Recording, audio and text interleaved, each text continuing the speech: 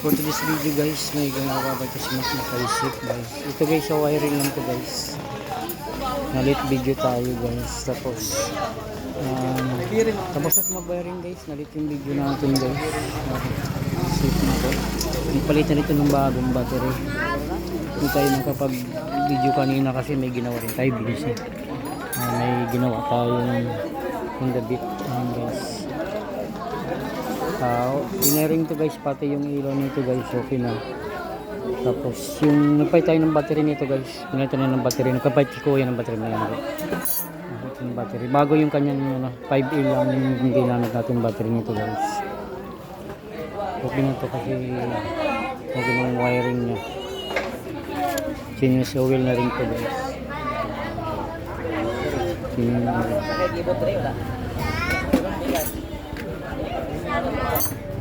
Yan, gapi mo muna, gapi. Yan. Sige, paikot mo.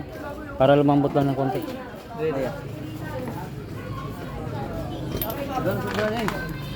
Ayan guys, yung bago ng battery niyan guys. So, DV yung ginamit natin. Legit yung guy na DV, legit yan.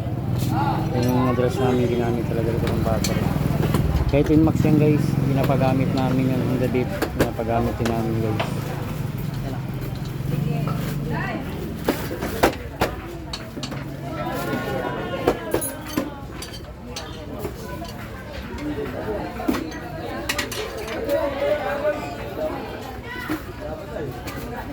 Okay, yan, tulak na yan.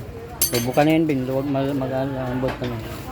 Tapos papet na rin tayo ng interior nito guys. Papet na interior guys yun. Alvin guys.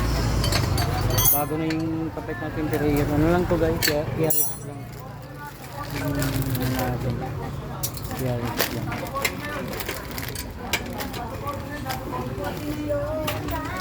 Yaris lang pinag-pinag. Ito 130 nga to ya, binigay ko lang sa'yo 120 ya. Yeah. Ito 130, binigay ko lang sa'yo 120.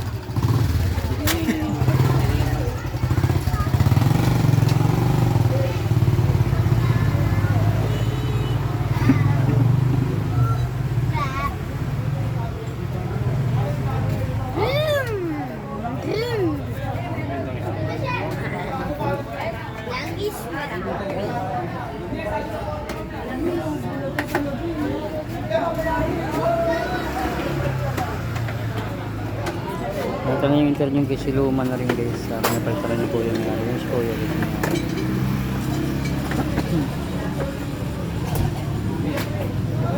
Kapain mo muna Bing, baka may kapain mo Bing, baka may napasa. Para ma-short talaga natin. Hindi natin abutan guys pag wiring kanina ito guys. Kasi nagdulos yung wire nito guys. No, wala yung headlight nyo guys, kaya may naputol na wire yun guys, hinahanap ni Makmak yung putol. Nalit lang tayo sa video kanina guys.